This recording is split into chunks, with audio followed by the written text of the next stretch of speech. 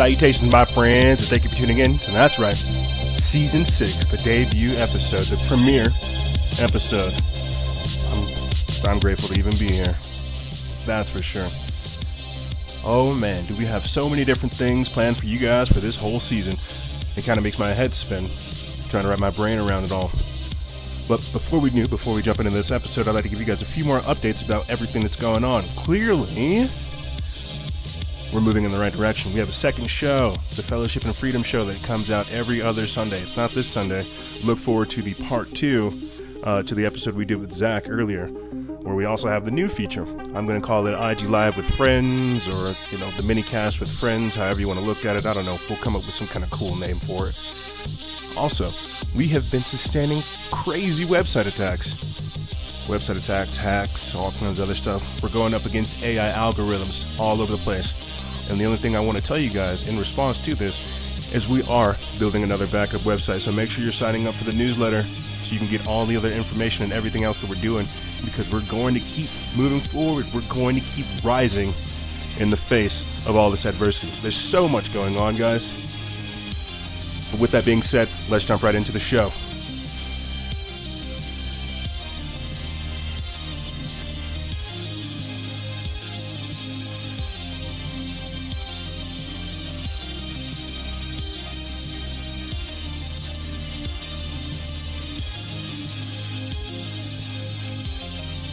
Salutations, my friends, and as I said, this episode is combating conformity, the spirit of technology and Techno-Sorcery.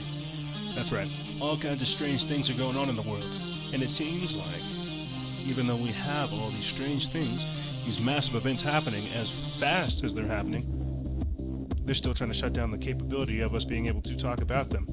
And I'll tell you why. It's because there's a wisdom that comes with it, there's an understanding that comes with actually discussing what's going on, what's happening. But they don't want that to happen. And I'll be getting into more and more of that throughout the entirety of this episode. I just think it's crazy that we are still even able to broadcast and to have shows. This is why you guys, as always, see us diversifying the content. So with that being said, let's kind of jump right into things. As I said, I kind of took like a 2-week break, the transition between Season 5 and Season 6, and look at what's going on. Like I said, we had the first website attack in 2018. I don't know if that's something that we should be proud of, but I think it's something that needs to be documented, because as you can tell, more and more of these types of things are going to happen. Censorship, that's become like a common theme. I don't want to say it's become passé, but this is why you see me ask the question of, can creativity combat conformity? That's what we're talking about. If anything, let's look at some of your guys' answers. Schlingo says that it can combat it, but with the modern implementation of technology, it could be argued that conformity has an upper hand we've never seen before. And then I'd say that's a very good way to look at it. And this is a good way to look at the whole debate between, what is assimilation? What happens whenever you make yourself into a Borg, into some kind of cyborg, into some kind of creature, right? That's what I mean by conformity. Can you still gain the information and the wisdom from the robots if they decide to take over? Can we see how people are being shaped, molded, conformed, conditioned, and told how to live, how to act, how to feel, how to think? We can see that happening, right? This is why creativity, this is why actually having conversations about these types of things broaden your horizons. It broadens everybody's horizons. It makes us think more about, like I keep saying, the times that we're in, the tools that we have, the potential of one individual, and why that's so important. It might not seem like it is, but that's the beauty of the human. That's what you hear me talk about all the time. What's going on? What does it mean to be human? Why are they doing these things? Why are they spraying the skies? Why are they poisoning the food? Poisoning the toothpaste? You see, why do they have this on these diets that basically destroys from the inside? Why is our gut a graveyard rather than a garden? And there's nothing wrong with either. I'm just saying, what's going on with the world that we're living in? Is this what we should conform to? And the reason why I wanted to intro, season 6, talking about these types of things, as you've heard me say prior to season 5 ending, and with the mini casts in between, I've talked about how I want to branch out on different topics. I want to have targeted subjects where we look at different types of things, to where we can really isolate what's happening with ourselves. We can't get so caught up in all this information that we don't understand knowledge and wisdom. That's what you're going to start hearing a lot more over this season, and you're going to start seeing over on the other side of the screen, is what it means to actually actuate this information. That's what we need to start doing. It does us great to know all these things, to have these types of discussions, but as I literally say with the t-shirt we made, go forth, be that change. We are those agents of change. That's why we have to ask the question of, can creativity combat conformity? You already know the answer. Unless you want to conform to a system that only further seeks to disenfranchise you from your power. Unless you willingly want to be a slave. It's a day-by-day vigilance, man. You can't turn it off. You have to be aware, hyper-vigilant, of what they're doing. That's why I tell you guys, stay vigilant. Expose lies, share truth, tell these people things are going on. And that's what I mean by actuating the information. People are stuck inside some kind of trance. They're stuck inside the matrix. Let's be real. It's realer now than ever before, and you can see it every day. And that's why we need to get out there. That's why we need to be the people that are helping them. So yes, you do have this pocket computer. Yes, this thing can help enlighten you, but do you know how it's enslaved you? Yeah, I'm sure you're aware of, how you've been conditioned and brainwashed in certain ways as well. You don't want to try to talk about what's going on in society. That's a part of it. We can try to play the victimology as much as we want, but what good does that really do when everybody's crying? And I talked about this before, back in 2015, man, about how we're living in a time to where people are unable to articulate what's actually happening to them, and they want to try to find a villain. And what we're actually up against is a spirit that's moving, an energy that's manifesting itself through people. And you probably heard me talk about this with Zach on our Instagram live with friends. Or the minicast with friends. I don't know. We'll come up with some clever topic for it, or some clever name for it. But you probably heard me talk about that. How there's people that are dialed into this, and I say dialed in because they have a phone. This is what they're learning. This is what they're understanding. They're dialed into this energy that is furthering their disassociation, or their insanity. I mean, look at what's going on. You look at the algorithms that we have to go against as well. They're also feeding us only what we want to see.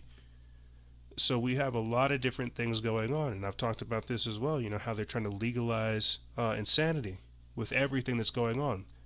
That's why the social engineering is very real right now on every single front. But it's what comes with it that we have to understand, and why we have to remain vigilant. They're trying to scramble our brains. Again, that's why you have to ask the question, can creativity combat conformity? It's a very multilateral question. It's not meant to have just one simple answer. You see. So welcome to season 6. Let's start talking about some stuff that actually happened, in the news. Right? So apparently, to kind of make things a little bit more light from asking all these super deep questions, apparently the University of Manchester said that your sandwich is bad for the environment. That's hilarious. But I see where they're going, and that's the crazy thing. Again, they're having to push the Overton window to make it sound ridiculous so that what comes after makes sense. It has to do with, greenhouse gases, carbon emissions, your carbon footprint, things of this nature, taking care of the environment. What's more important? You or the environment? Condemning human habits. Let's get into this article. It's from Techno-Sorcery News. They reposted it from the University of Manchester. It's on January 25th, 2018. It says, technocrat scientists intend to micromanage every facet of your life, including the type of sandwich you pack in the little Johnny's lunchbox. Yes, this is the true nature of technocracy. Do you take a packed lunch to work or buy a sandwich from the shop? The carbon footprint of your sandwich could be having a major impact on greenhouse gases, according to new research. Researchers at the University of Manchester have carried out the very first study looking at the carbon footprint of sandwiches, both homemade and prepackaged. So I'm going to pause it right there because I kind of thought it was weird that you could even get peanut butter and jelly sandwiches from like the freezer. You know?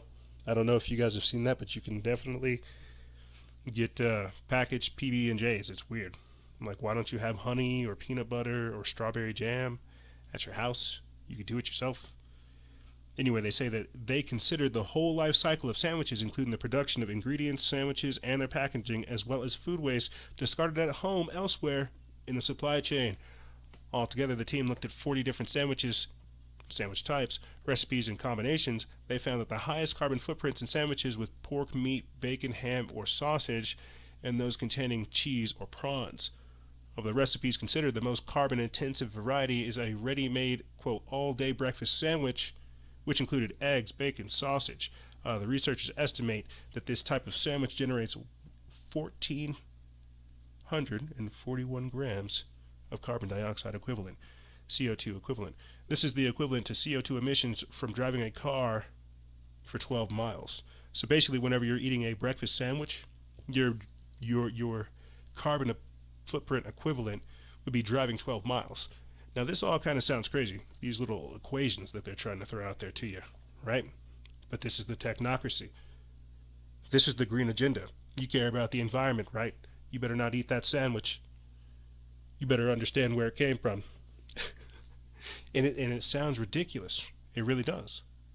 But these types of calculations come with this ever-increasing AI society that we find ourselves living in. This is not a joke. I don't know how they have that conversion rate of being able to break down the different types of combinations, but a breakfast sandwich basically equals 12 miles when you're driving. But they have these types of different combinations and these different algorithms and formulas. So it doesn't matter if I think about it. There are people higher up that already have these different types of formulas and deploying these types of things. That's the crazier part. Again, as I said at the start of reading this article, they want to micromanage your entire life. Continuing on, it says that the sandwich with the lowest carbon emission equivalent is a simple, homemade favorite, ham and cheese. The study also found that making your own sandwiches at home could reduce carbon emissions by half compared to ready-made equivalents. According to British Sandwich Association, apparently that's a thing, BSA, more than 11.5 billion sandwiches are consumed each year in the UK alone.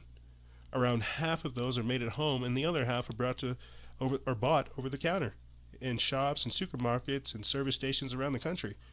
That means that the UK spends nearly $8 billion a year on the breaded snack at an average of £2 per snack. That's crazy.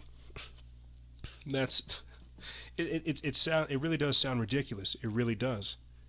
But the other articles that I have here, where we have California suing Trump over fracking, USA Today admitting that geoengineering is real and happening, kind of explains what's going on. We also have an article later on about how the UN is creating a geospatial data ecosystem, basically the Internet of Everything, that monitors these types of things.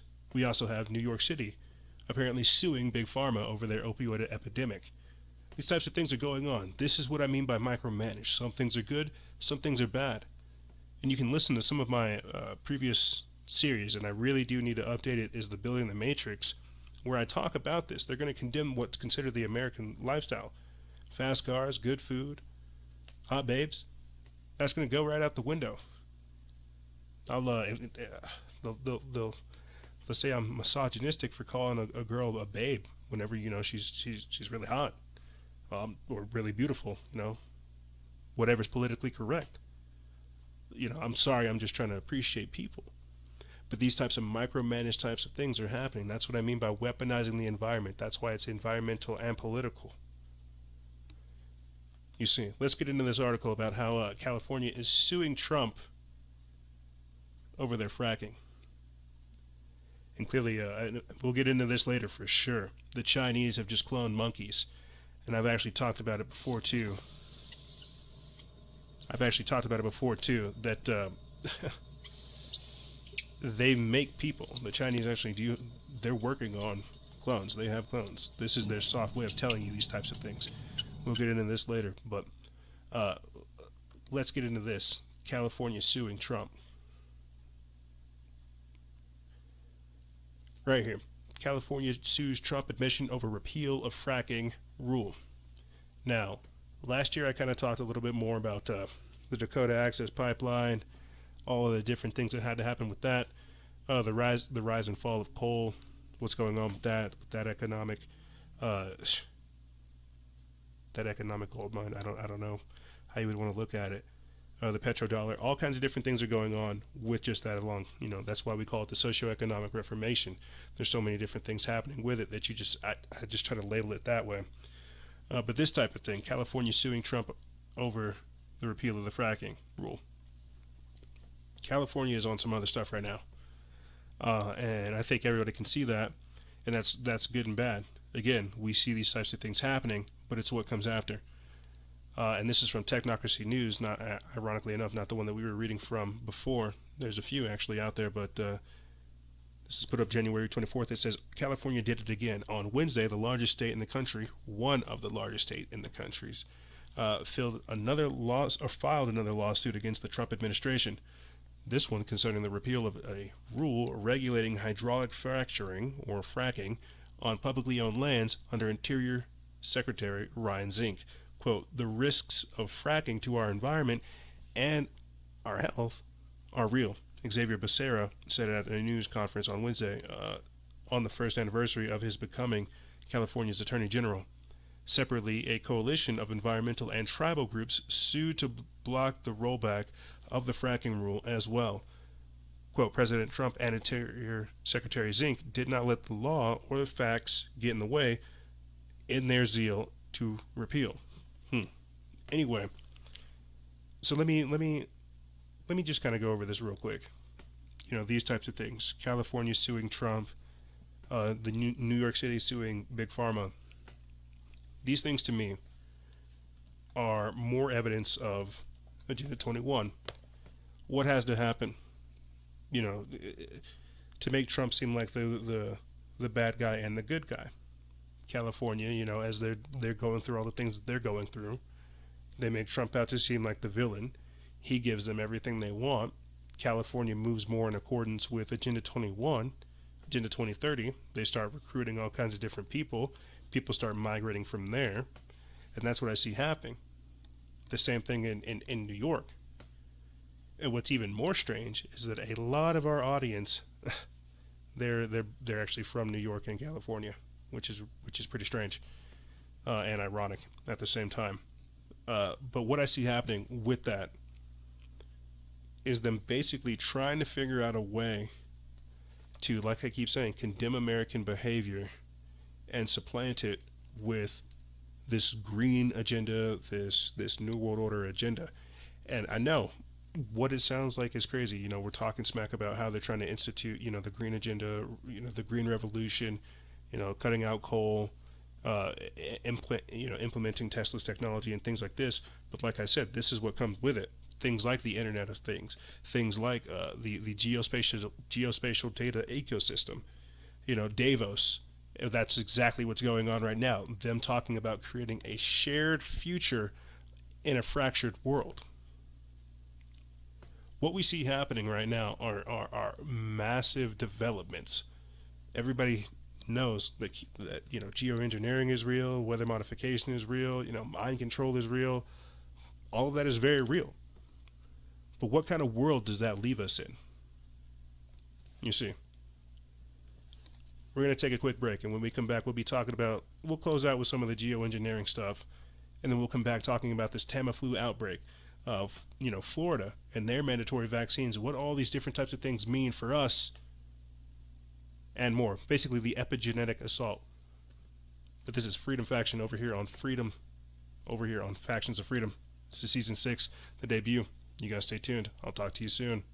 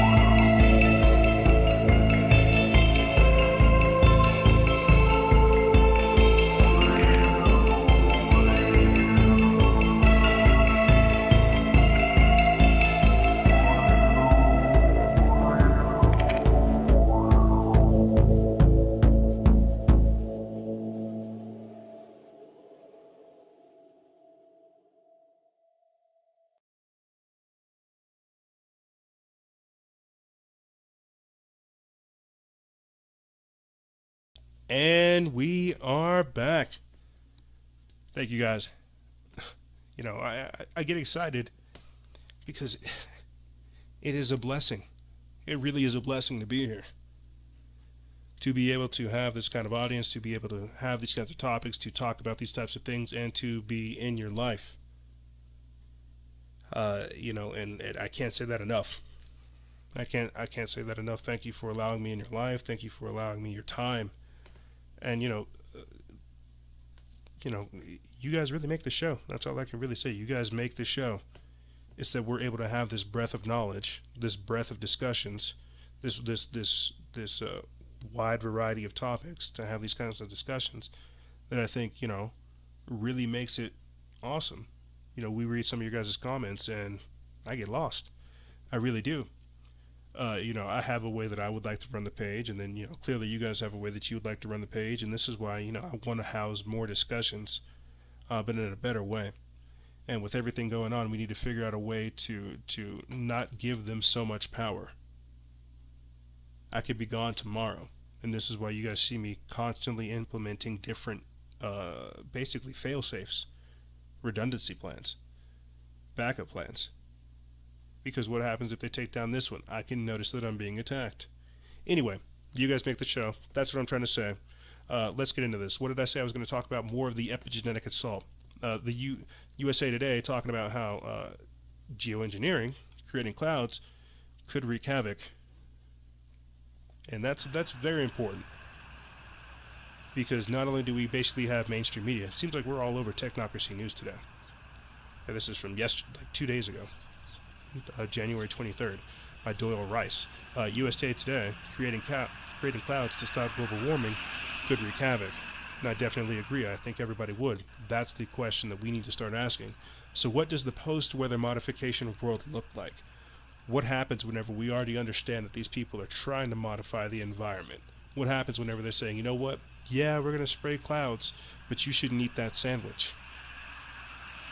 Yeah, we're going to spray clouds, but we're going to keep, we're going to keep fracking.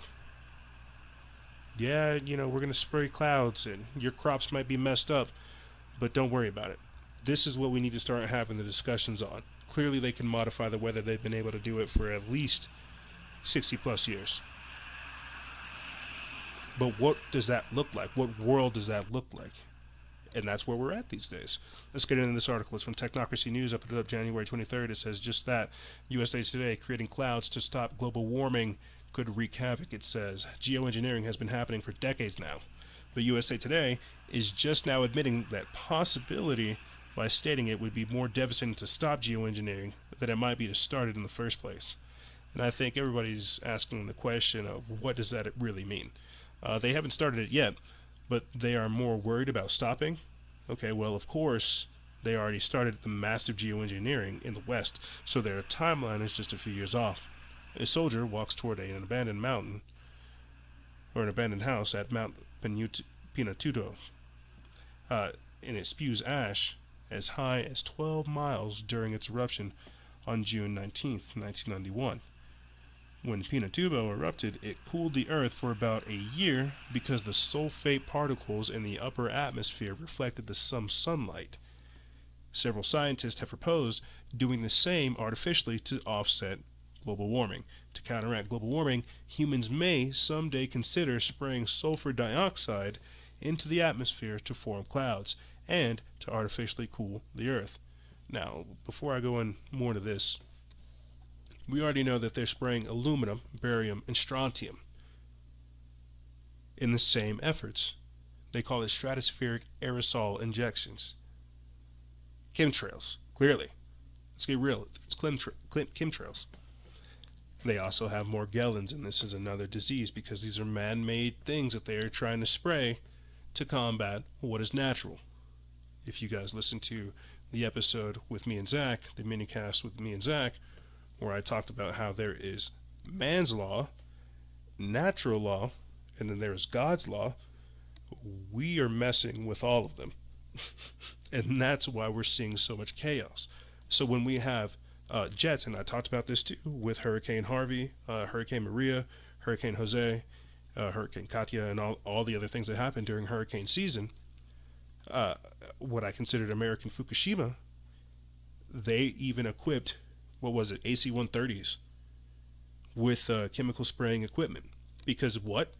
The mosquitoes, I guess they migrated from some of the craziest things that happened in that time frame. My point is this: they've been spraying stuff forever. I mean, you look at what happened in 2015, 2016 with Florida and the Zika virus, right? What did they spray? Nailed. What did we end up hearing a few months after that? People being born with microencephaly, all kinds of different birth defects. So again, you have to ask yourself, what are they spraying? What does this do to the environment? What does this do to us?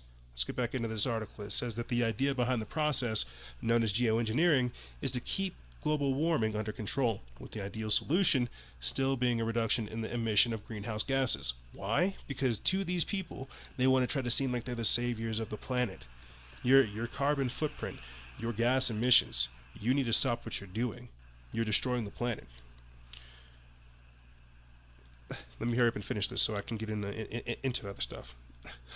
These people are insane. That's what I mean by trying to micromanage our lives. However, suddenly stopping that spraying would have a devastating global impact on animals and plants, potentially even leading to extinction, according to the first study on the potential biological impacts of climate intervention. And before I get into this, I've actually talked about that. You know how what we're seeing now with Davos actually being snowed in, with what we're seeing with the East Coast actually getting hit with snow. With all these random fires and things that are being set in California, what we're seeing is the whiplash effect of all of these different geoengineering weather modification techniques, the post-weather modification world, because we're trying to, fight the weather so much. Obviously, when it happens, to step back and fight back, it's going to whiplash, it's going to affect us, and that's what we see happening now. But continuing on, it says that, quote, rapid warming after stopping geoengineering would be a huge threat to the natural environment and biodiversity, said study co-author Alan Robeck of Rutgers University. Quote, if geoengineering would ever stop abruptly, it would be devastating, so you would have to be sure that it could be stopped gradually, and it is easy to think of a scenario that would prevent that. Rapid warming forced animals to move, but even if they could move fast enough, they might not be able to find places with enough food to survive, the study said. Quote, plants, of course, can't move reasonably at all. Some animals can move and some can't, Roebuck said. If stratospheric climate engineering is deployed but not sustained, its impacts on species and communities could be far worse than the damage averted. So basically that's what happens. They're trying to say, like this person says right here, wait a minute. If global warming doesn't exist or it's a hoax, why are they spraying chemicals to stop it? And this is why I love you guys, because you have perfect explanations that I sometimes don't reach. You see what I'm saying? So these are, again, the epigenetic assaults that I'm talking about. This is just the environment. Like I said, them trying to weaponize it. What happens if this is their justification? They have to continue geoengineering. If they don't, well, would you like the other? Would you like the alternative? No. Right? So let's get into this Tamiflu outbreak. Apparently this happened whenever I took my break.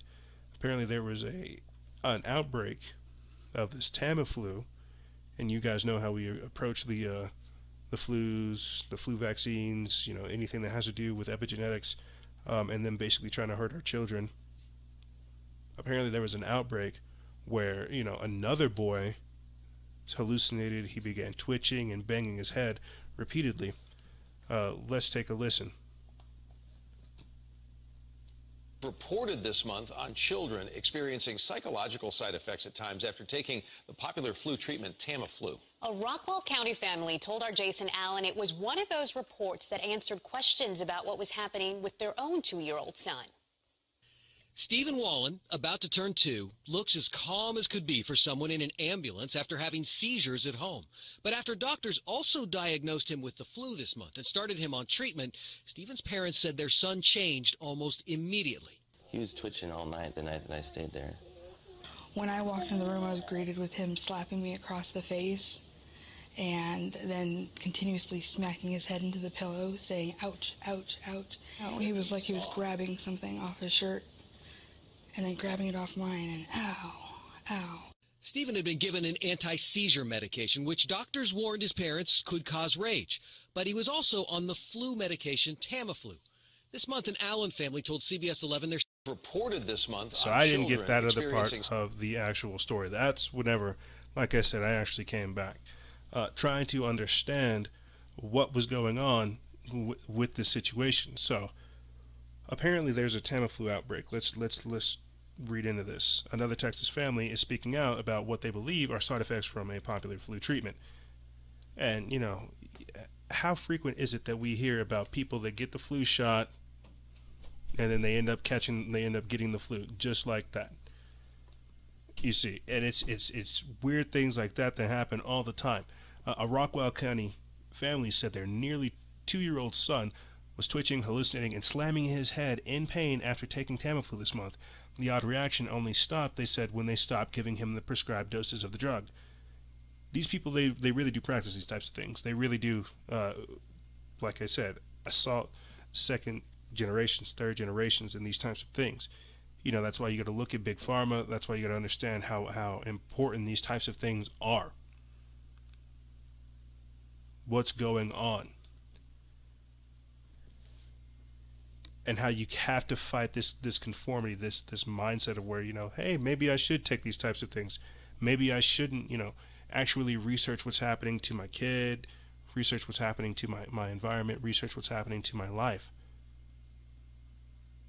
I'm very skeptical of anything that has to do with pharmaceuticals. I don't really put them in my body.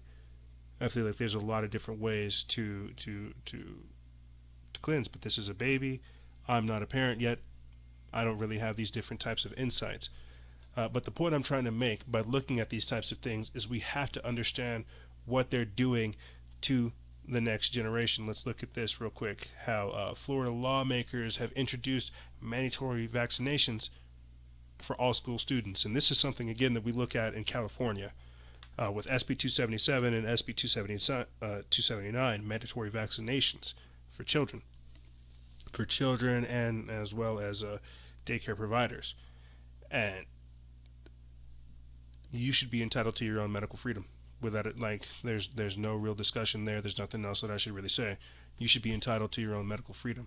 But this is actually listed on our website. It's from your Newswire, and you guys can go read it there, as well as on my website. It says that Florida lawmakers have introduced a new bill that would require all public school students to be vaccinated or face expulsion from class. SB 1558, School Health Immunization, also known as the Women's Cancer Prevention Act, revises children immunizations requirements to include a vaccine for human papillomavirus, HPV. ABCActionNews.com reports, quote, "If we're not given the choice to make our own healthcare decisions, then what we are given the choice to do." Asked parent England Davis told ABC Action News she is ready to uproot her daughter from school if she's forced to get vaccinated for HPV. "If legislation passes, I won't be able to keep her in public school," said Davis. "I will not. I refuse. I will homeschool her. Public school students in Florida are all ready to get vaccinations for tetanus, mumps, and other communicable diseases. HPV causes 6 different types of cancers in both men and women," said Dr. Anna Giuliano, a cancer epidemiologist with Moffitt Cancer Center, Tampa. Quote, "The vaccine is very safe. The benefits far outweigh any of the side effects." Dr. Giuliano says vaccinating more young people will help eliminate cervical cancer, the most common disease caused by HPV. Quote, "In my lifetime, we would see in the state of Florida almost no new cases of cervical cancer." So I'm gonna stop right there. We also saw this kind of happen too with last year with Rebecca Bordeaux, where she actually went to jail because she did not get her child vaccinated. They're really trying to push this, and actually in California as well too. We saw how people are getting asked right off the bat at school, does your child have these types of vaccinations? Does your child have their shots? There's no longer a discussion about these types of things. But people understand and are starting to read the hard problems, the hard issues that come with vaccines. Like, what's the problem there? Why that's so bad? People don't want to have autistic children. People don't want to have, children that disappear overnight. They don't want to have to deal with these types of things. And there's another article too, I think that's on our website, where it talks about that, public school and ADHD, what they're doing to kids' minds, what they're doing to the next generation. That's why I want to call this segment the epigenetic assault. But right here, let's get into this, because this is some good news in response to this. And this is actually put out before the Florida mandatory vaccination declaration, SB 1559. Is it 1558?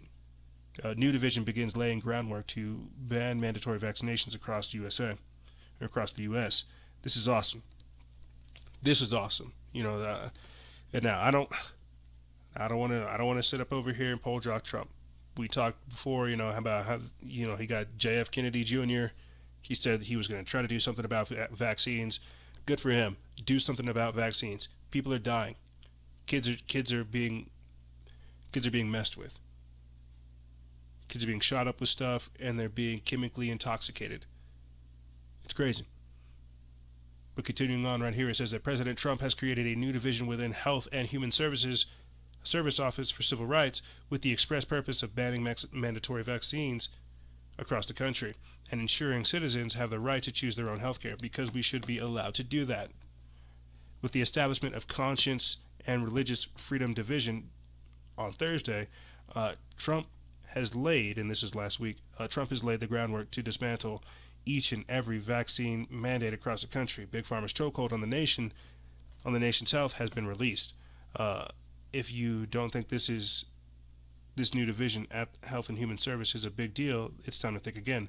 The Conscious and Religious Freedom Division gives many different groups a big tent under which to fight for our constitutional rights. Christians, libertarians, and as well as free thinkers, conscientious objectors as well, and people of other religious faiths have a common interest in fighting against Big Pharma's corrupt health establishment. Mainstream media are desperate to keep this news quiet. They don't want you to know that there are people in the government working to ensure citizens have a right to choose their own health care. Pharmaceutical companies provide mainstream media outlets with a huge percentage of their advertising revenue. Big pharmaceutical companies actually spend far more on advertising than research. We are talking about hundreds of billions of dollars. Here's why this is a big deal, per Bolin report. The House Majority Leader, Kevin McCarthy, is one of the key figures who got this project over the line. Do you think he is unaware of the draconian mandatory vaccine law in California, which took away religious and philosophical exemptions? This new division at AHS is a home run for all those who believe in liberty and health freedom. In a press release put out on Thursday by the Health and Human Service Office for Civil Rights, Director Roger Severino said, quote, "Law protecting religious freedom and conscience rights are just empty words on paper if they aren't enforced." And you guys can read more on our website. And I agree. What we really need to look at is how these people are trying to they want to dehumanize us. They want to depopulate us. They want to make us less than. They want to systematically learn how to disenfranchise us from our power. They want to make us passive. They want to make us slaves. They want to learn to turn us into useless eaters.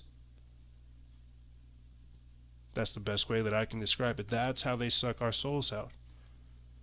Because it is with little things like vaccines. If they can get the kids, they don't have to worry about the parents. They can wait for the parents to die off. This is why population control is so important. And there's been all kinds of different developments as well. With Facebook and their counter speech thing, don't worry, we'll get to that as well. China and their super laser, Bank of America closing their check accounts, the push towards the cashless society, and all kinds of other things as well. But in this segment alone, I wanted to talk about how they're systematically working to dumb us down, trying to put us in a state of passivity. You see, let's look at this, and this is something that we literally keep seeing pop up in the news. This concept of drugs being injected into your body via some kind of device. This is what they're trying to do. Again, put us into a disassociative state to where we don't really think, to where we can't really tell what's real and what's not real. What is reality? To where they're trying to warp it. This is from Inverse by Peter Hess. I put it up January 24th. It says new tiny implanted pumps can inject drugs directly into the brain. It says scientists at the Massachusetts Institute of Technology have developed a radical new way to treat neurodegenerative disorders like Parkinson's disease. And it sounds pretty freaking sci-fi. The procedures include implanting a thin probe connected to a tiny pump into a patient's brain that delivers precisely measured and targeted drugs to specific brain areas. While this brain implant pump is a long way off from being installed in human patients, it has shown promise in an initial study in laboratory animals treating Parkinson's-like symptoms in lab rats and monkeys. Now, the reason why I wanted to read this before I continue on is because we've heard about how they have the FDA has actually approved a smart pill where it basically, slowly injects you with different types of drugs. It's like a time release type of thing. And then, in the future too, they will have, frequencies or some kind of way to where you receive a certain type of frequency of love, of anxiety, of fear, of power, of whatever. But continuing on here, it says that the MIT researchers published their findings in a paper on Wednesday in the journal Science Translational Medicine. The main idea behind their device, called a miniaturized neural drug delivery system, MINDS for short, is that it can precisely treat specific clusters of neurons without causing side effects. This improves upon previous methods that introduce drugs into the cerebral spinal fluid, which can also cause off-target effects. We've talked about how they're trying to create mini brains, how they're trying to create all kinds of different states of reality. They want to induce us into these types of things. So they're trying to use virtual reality to simulate death. They're trying to put different tubes in our brain. They're trying to put different implants in there as well. This is what I mean by the epigenetic assault. This is what I mean by transhumanism. Why they're messing with us. What happens to society whenever they just see us as some science experiment that they can mess with. I mean, Mike Adams of Natural News, the health ranger, he says that, the flu vaccine is causing the flu outbreak. What a crazy surprise. What a crazy thought. Because how many times have we heard that people get the shot and then, boom, they catch the flu. Oh, but you have to be given a smaller dosage of the flu so that it's okay. Right? Right. So one of the more astounding things that we actually heard this week that I think a lot of people understand the deeper implications that can read in between the lines of these types of things are that the Chinese scientists have just cloned a monkey. So while they are literally doing all these different types of things to the human body, changing us to all different types of beast men, transhumans, gender, whatever, LGBTQ546, whatever they want to name us, the Chinese are cloning monkeys. And we've actually talked about how they're cloning people as well. We're cloning people. We did like a whole few episodes on it for a while there. We went pretty deep into cloning. But this is how they're telling you these things. That it's okay to clone people. That it's okay to do these types of things. They're cloning people. That's really what I'm trying to get across by talking about these monkeys right here.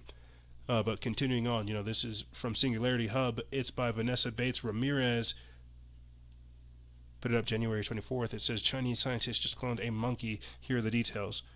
And I asked the question, they've made human clones that are walking around right now. I cannot stress that enough. These days you have to ask the question of whether or not it is a organic robotoid, as talked about by Peter Beater, or whether or not it's an actual genetic clone, a robotic clone, or a biological clone. But continuing on, it says that in 1996, Dog the sheep became the first mammal to be cloned from a somatic cell. 20 years later, scientists have succeeded in using the same technique on primates, as detailed in a study published today in the journal Cell. Two long-tailed macaque monkeys were born at the Chinese Academy of Sciences Institute of Neuroscience in Shanghai. However, the monkeys cloned, Zhongzong and Huahua, named after the Chinese Zhonghua, which means Chinese nation or people, were made by somatic cell neurotransfer, SCNT. In this technique, scientists take the nucleus of a healthy, unfertilized egg, then replace it in the nucleus of a somatic cell, any cell other than a reproductive cell. The resulting embryo is then implanted into a surrogate, and the surrogate gives birth to a clone of whatever donated the nucleus, and then the monkeys were cloned using the fetal connective tissue called fibroblasts. And normal reproduction, when a sperm fertilizes an egg, the resulting embryo has a set of chromosomes from the mother and a set from the father. In SCNT, the egg cell set of chromosomes is removed and the somatic cell nucleus takes place already and has two complete sets of chromosomes. Cloning can also be achieved by using the technique called embryo splitting, which is the way the twins or triplets occur naturally inside a womb. So basically what they're saying is they're making babies. They're making monkeys. They're making monkeys. And that's probably how they see us, as monkeys, as ungoloids, as mongrels, as useless eaters, as just humans, goyim, as the Khazarian Jews, as the fake Jews call us. You see, they see us as beasts. The Satanists, they also see us as beasts as well. That we're nothing but animals, that we have an animalistic nature. You've really got to learn how to read in between these types of lines, what they're really trying to tell you. It's not about just the monkeys. Oh look, the monkeys, they got cloned. Where are the humans? Where are the humanoids? Where are the genetically modified soldiers? Where are the superhumans that Vladimir Putin speaks about? These are the times that we're living in. This is the world that we're living. It's not a joke. That's what I mean by the epigenetic assault. They're trying to say, you know what? Right now, as humans, you're a little bit flawed. You don't look so hot. Maybe you should let us take over. Maybe you should just let us modify your genes. Maybe you should just let us add a little bit here, add a little bit there. Make you a little bit more intelligent, when they actually make you more dumb. They make you more servile. Follow these tests. Hop over this line, do these types of things. Follow these orders. They give you intelligence, but at what cost? Again, looking at the trade-off with this information, everything that we have at our disposal. Yes, we have this information, but what wisdom are we pulling from it? That's the deeper question. That's what we really have to start asking. Yes, it's wonderful. It's strange that these monkeys are being made. But what does that mean for life? This is synthetic biology. This is whenever we reach that stage to where people don't value life as much as it should be. To where they just see their life as just another experience, another clip, another flick, as defined by Facebook earlier this week. You see. And that's why we've got to understand the deeper truths of these things. What does this really mean? So we're going to take a quick break, and when we come back, we're going to be talking about some of the more the other aspects of the social engineering, the economic and technical parts of it. You know, Theresa May's misinformation army. You know, why, if we go towards automation, why that's basically putting humanity on life support. You know, Amazon launching their first automated grocery store. Yeah, you know, they have that in Shanghai as well. I forget what it's called, but it's a little moving cantina that just delivers food. It seems great on the top, but what about the people who don't have a phone? Like I said, we're going to take a quick break, and when we come back, we'll be talking about this and more. This is Freedom Faction over here on Factions of Freedom. Thank you for tuning in to the Season 6 debut. I'll talk to you real soon. Stay tuned.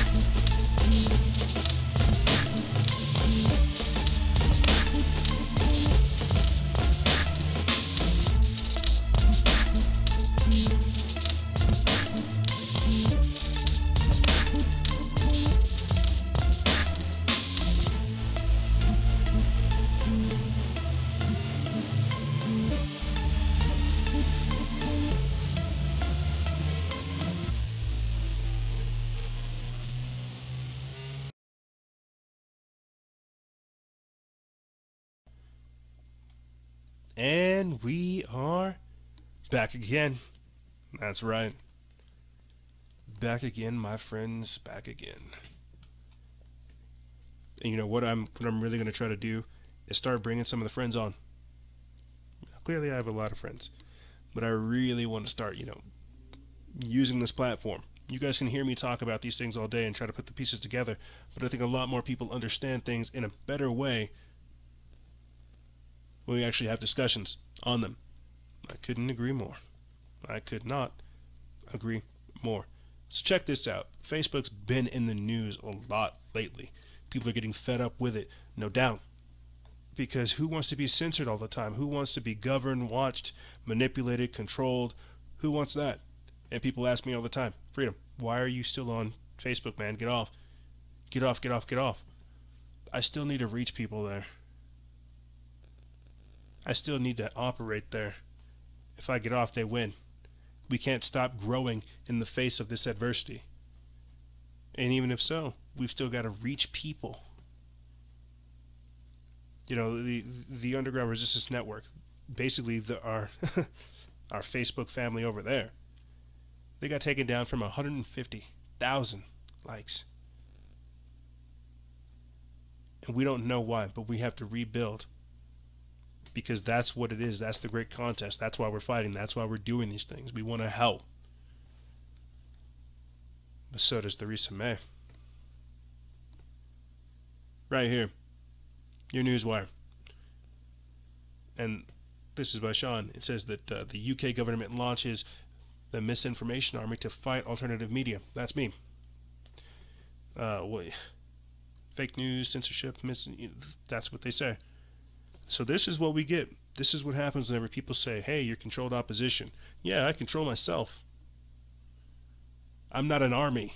I'm an army of one, and I would like to have your guys' help. Sometimes I don't. I have to, fight off some of the people in this group thing that we're doing. But don't worry, the UK is launching their own misinformation army. Let's get into this. It says that the UK government has launched a misinformation unit funded by British taxpayers tasked with countering alternative media online. According to a spokesperson for Theresa May, the, quote, dedicated national security communications unit will be charged with, quote, combating disinformation online, including news and information that competes with the government narrative. Quote, we are living in an era of fake news and competing narratives, the spokesman said. So what they're basically saying is they don't want you to they don't want you to think. Look, you're gonna listen to what the government wants you to know. It doesn't matter if you don't listen to CNN or Fox. CNN is fake news, and then you got faux news. It doesn't matter if you don't listen to them. We're gonna tell you what to think, okay? If you get on the internet, we're gonna tell you what to think. This is why being in a state of constant hypervigilance and being aware of what these people are trying to do, this is the techno-sorcery, the deeper levels of it. Why they're trying to do that. This is the spirit of technology. Why I keep trying to highlight they are using these tools of enslavement. We are trying to use them as tools of enlightenment.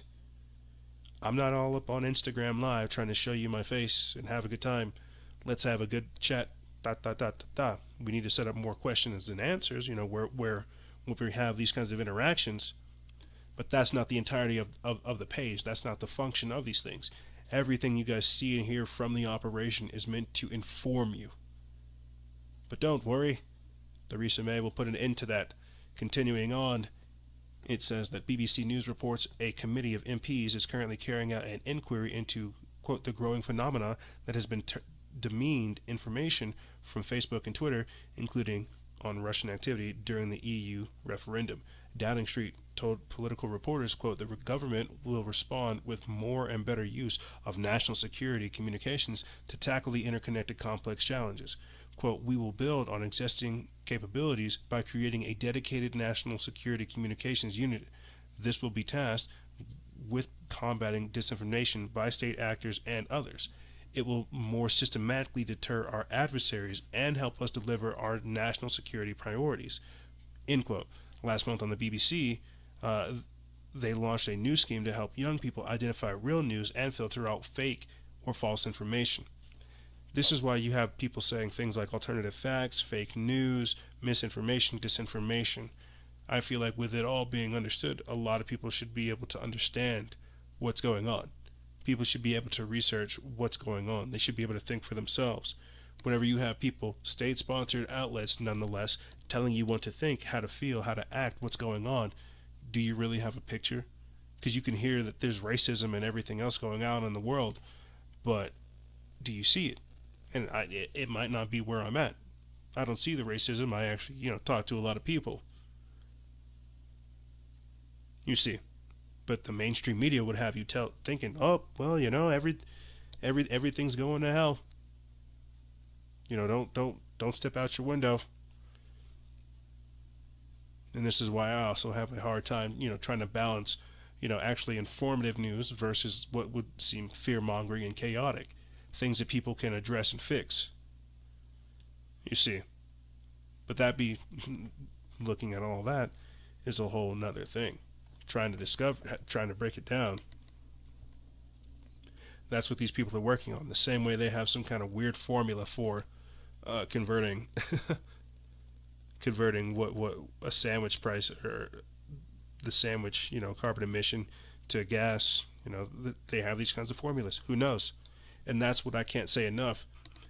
I'm no longer fighting against those misinformation armies, those trolls, those agents. I'm no longer fighting against them. I mean, they're definitely there for sure. It's not just them, but it's also AI. It's also algorithms. It's also everything. And look at this right here. 1984, Facebook, Google, Twitter announces counter-speech psyop to keep public ignorant and docile. You guys can go look this up on our website. I put it up January 22nd. It says, if you're a radical or search for extremist content online, the biggest social networks and internet companies on earth will soon be converting you into a docile moderate, or at least try. Facebook, Google, and Twitter have been screening and filtering extremist content for years, but Wednesday, the gatekeepers of the internet confirmed to Congress that they are accelerating their efforts and will target users who may be exposed to extremist content, redirecting them instead to a positive, moderate post. You're only going to think good thoughts. There's nothing bad going on. There's nothing going on. There's no adversity. Everything is awesome. Everything is perfect. Don't you know? Don't tell people these things.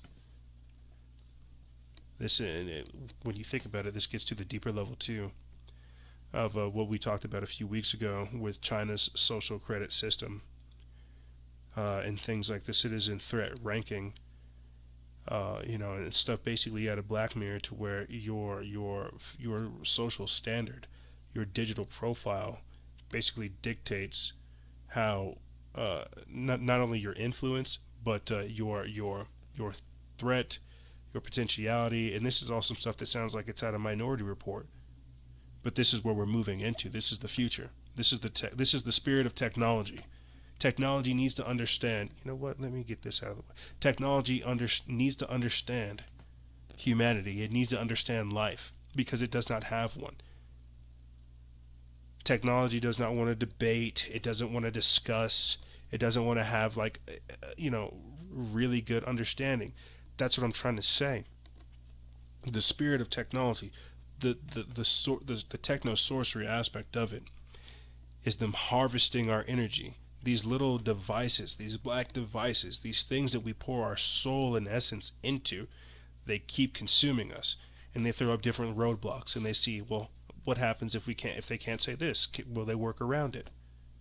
They're trying to turn us into them. They're trying to give us the mind of them. I don't know if it's Don. It's not Don Juan de Oñate. No.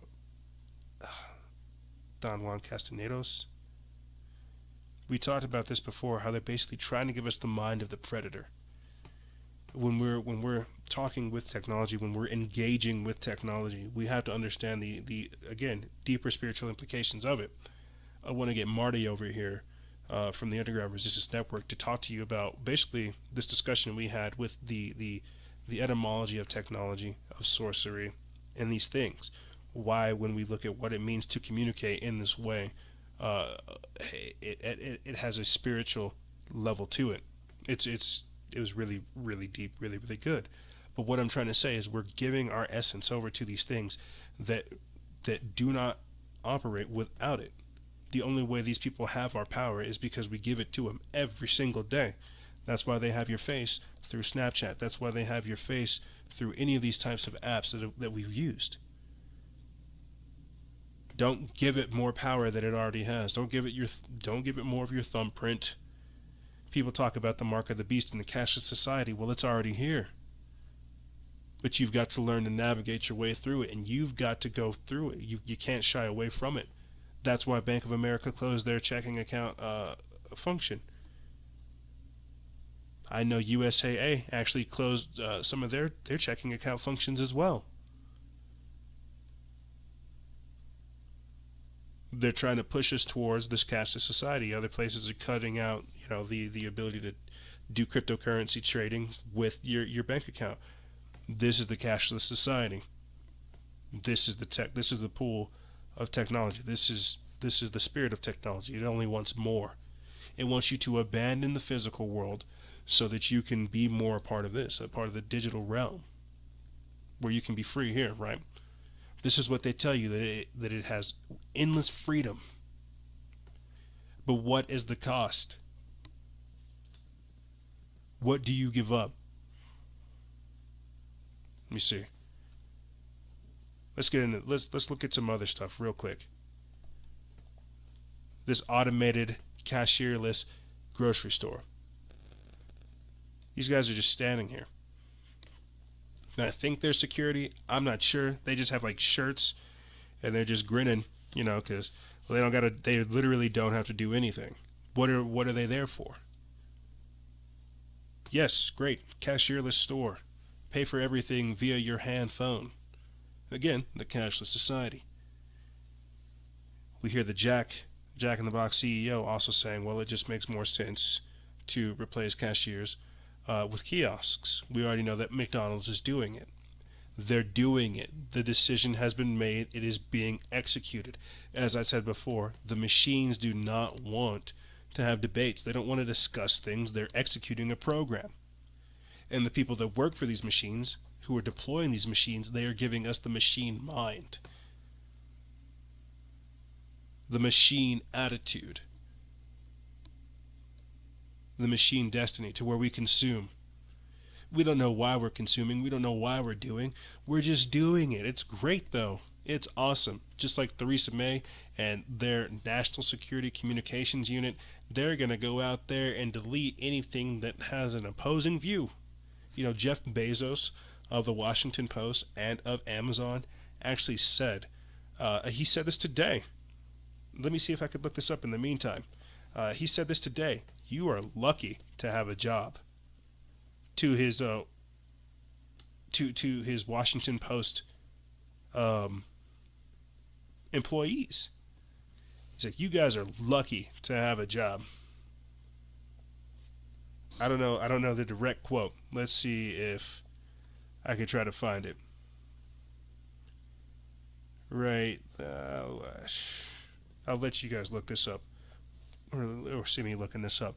Washington Post union told to be grateful for Jeff Bezos. Washington Post staffers fighting for better wages told to sit down, shut up. Yeah, basically. He told his people, you're lucky to have a job. This is coming from the man who's over here creating this cashierless store. That's why he's telling people these things. You're lucky to be working.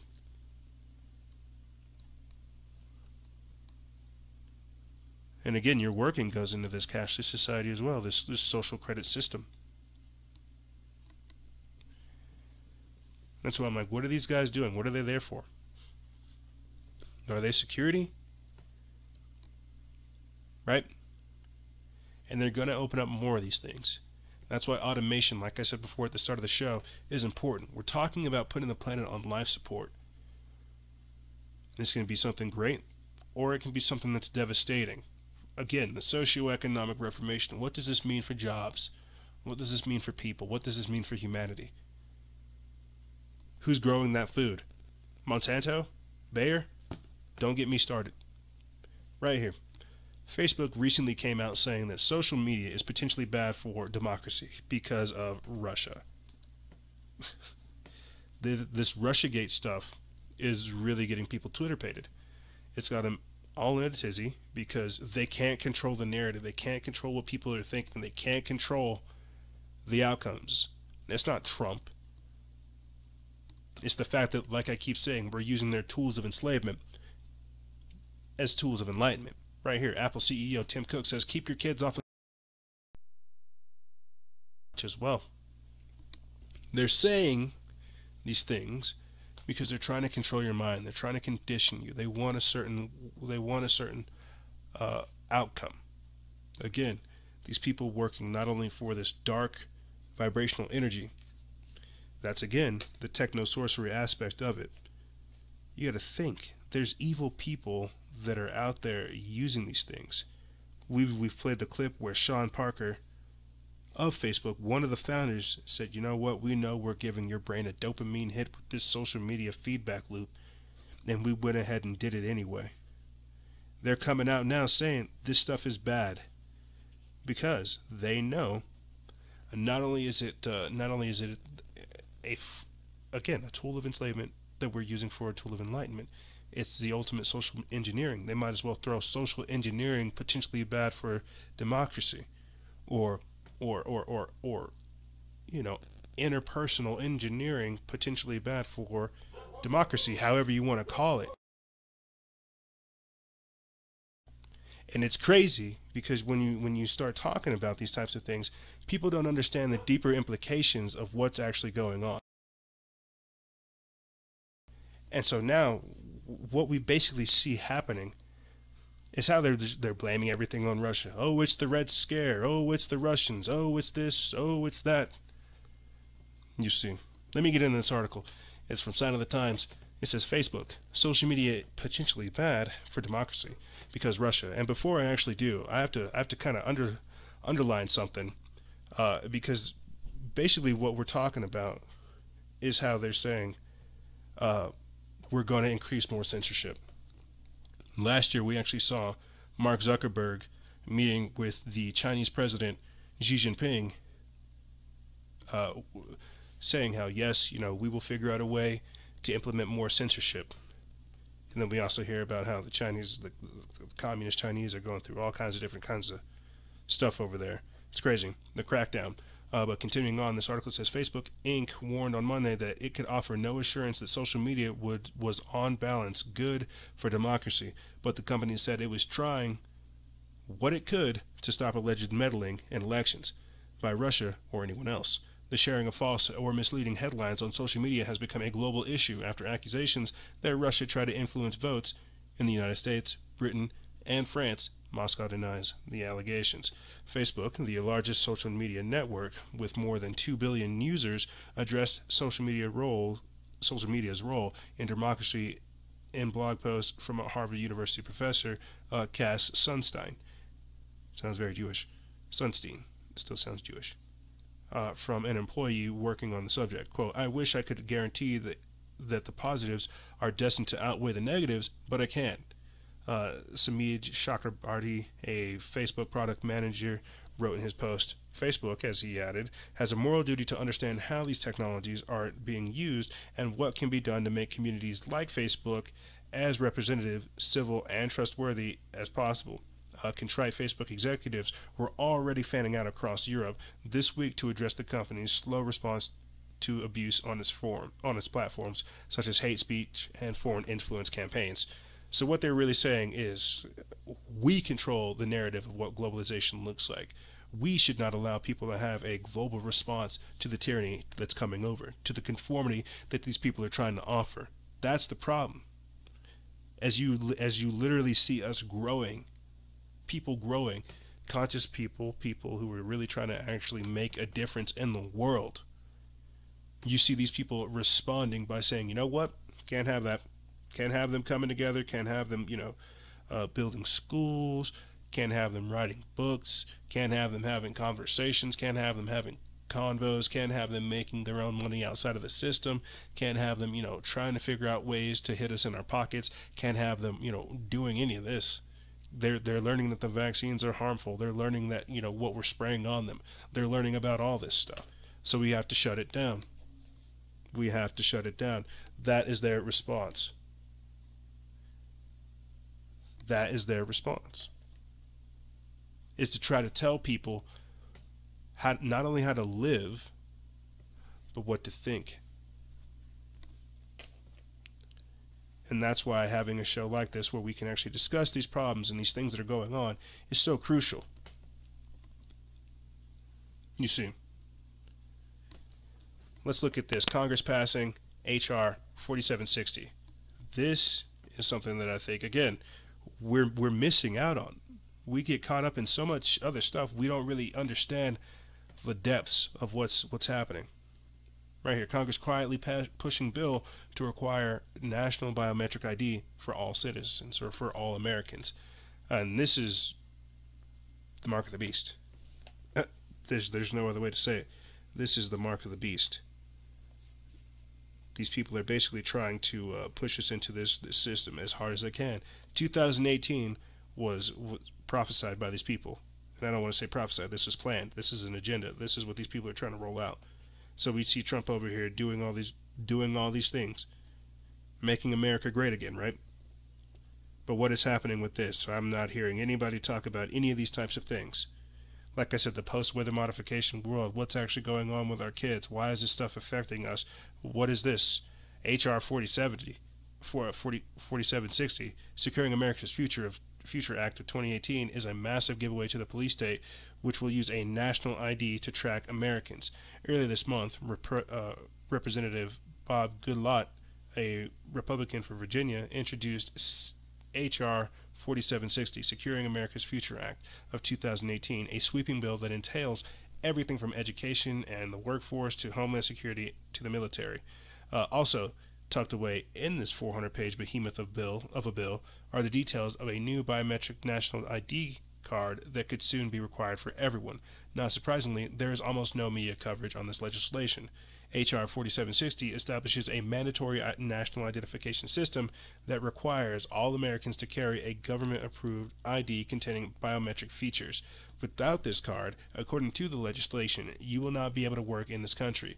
The legislation was drafted under the auspices of providing a legislative solution for the current beneficiaries of the DACA program, the Deferred Action for Childhood Arrival. So basically, two-handed response right there. Well, if you want the people to come in from DACA, if you want the dreamers to come in, they have to get this new form of ID, which will then force everybody else to get an ID of this type, or just get an upgraded version of your license, of your driver's license. This type of stuff is nuts. But continuing on, it says, however, as Ron Paul points out, this bill would give DACA recipients a 3-year renewable legal status while forcing a biometric national ID card on virtually everyone else. That's right. The statists want to control you, Ron Paul said. That's the only thing that you can really say. This is what these people are trying to do by drugging the population, by getting us involved in things like fighting over race, fighting over religion, fighting over these foolish things, choosing to turn off. They can slowly start rolling these things out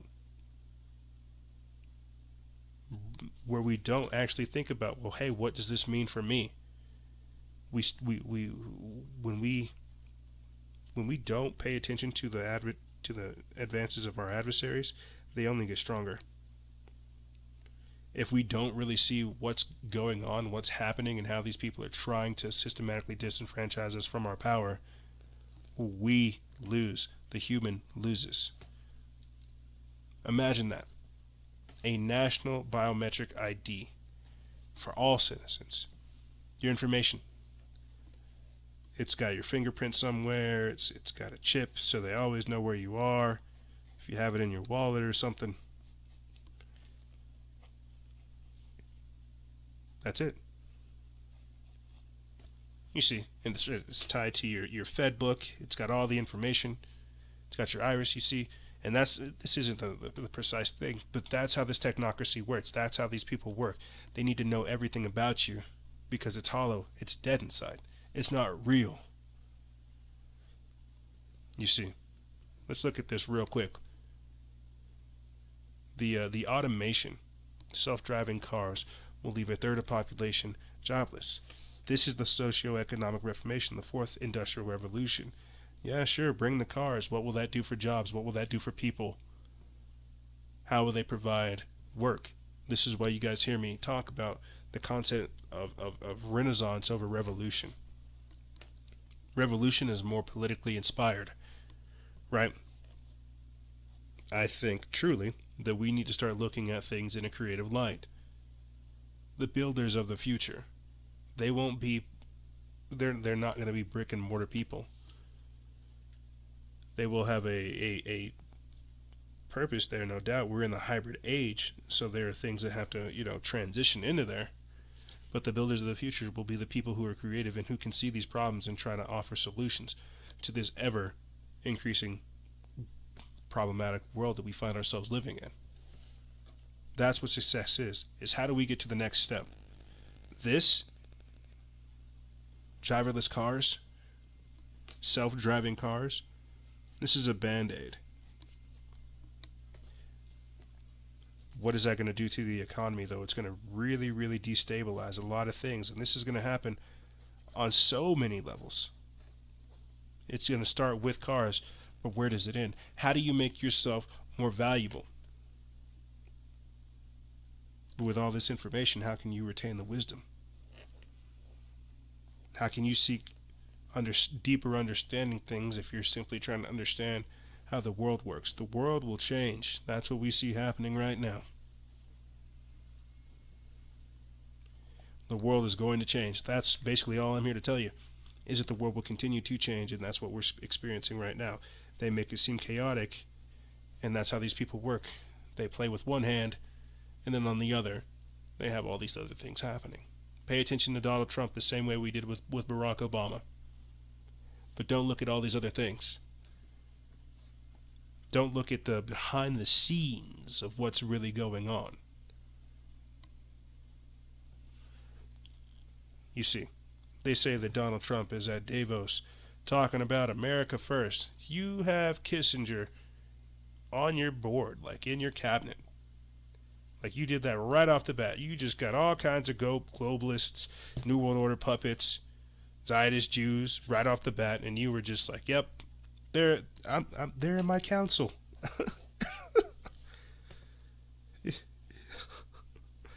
Oh, but he's at Davos now.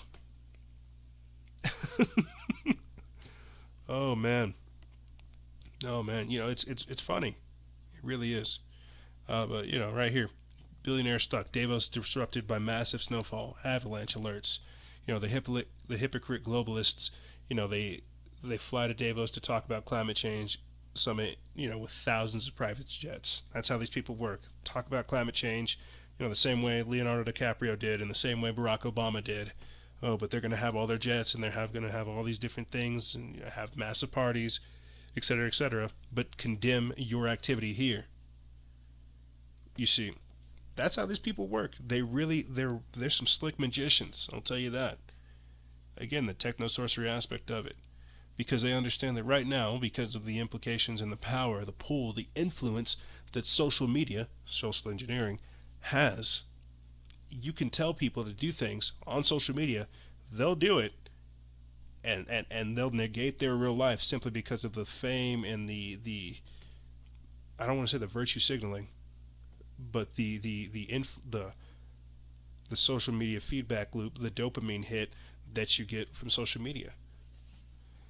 And I'm sure we all have it to some degree. This is what I mean by, keeping your flesh in check, making sure your ego's in check, because it'll trip doing all of this stuff. That's for sure. But that's the intention, and that's why we have to use these tools of enslavement for tools of enlightenment to help people. But let's get into this. This is from SHTF Plan by Max Lavo. It says, either the globalist elite and climate alarmists think we are too stupid to understand this bold hypocrisy, or they think they are above the rules they impose on other. It's actually probably both. The globalist Davos summit opened with a speech from Narendra Modi in which he identified climate change as the #1 threat to civilization and called for more wealth transfers from rich countries in order to help poorer nations.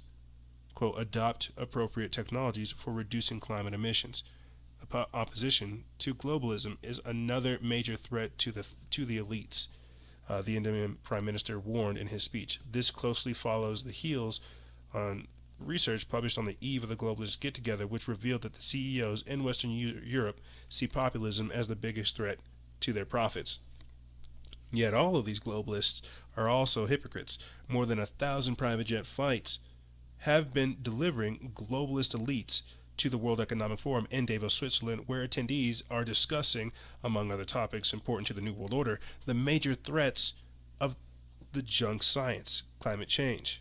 And this is, I don't want to say it's junk science because, again, this is why we have to look at what's happening around us, what's happening to the exterior world. They have us so focused on the digital world, what they can get us triggered by in cyberspace, that we don't see what's happening in the real world. But this is why we're asking the questions of the post-weather modification world. What happens when we start looking at what happens after geoengineering, after weather modification, after cloud seeding, and after all of these different types of things? You see. But that's what they're talking about. That's what we need to talk about. And the globalist elite, again, they're trying to say that they want to do this to be the saviors of the planet. This is that world government. This is the New World Order. This is what these people are trying to do by saying that they want to try to transfer the wealth from richer nations to poorer nations. Again, this is more of the global communism that we see forming, to where it's the wealth transfer, where they lower a first world status country to a third world status country, or they at least bring everybody to a second world status country. But even then, you've got to share resources because they're harvesting resources. You have to abide by rules. You have to do all these different things. We're living in a world with failing infrastructures. How many places around the world have bad water, have bad air? We talked briefly about how there's a organization in California that's basically talking about doing an air test because they're aware of the aluminum that's in the air. We're talking about places like Flint that still have bad water. There's counties all over the entire country that are affected by this type of stuff. We're talking about how they're trying to separate us from the Schumann resonance, from the natural Earth frequency. But this is why they want to get us put into this rhythm, what they create, this world, this distorted world. You see. That's why they're trying to control consciousness and manufacture opinions, condemn human behavior, and make humans feel as if they're obsolete. They want to smother the soul. But again, this is the rise of the cryptocracy and the technocracy. How they're trying to warp reality by pushing us into this technotronic-driven world. This is why we have to combat conformity. This is why we have to realize the spirit of technology and understand the techno-sorcery that these people are trying to commit.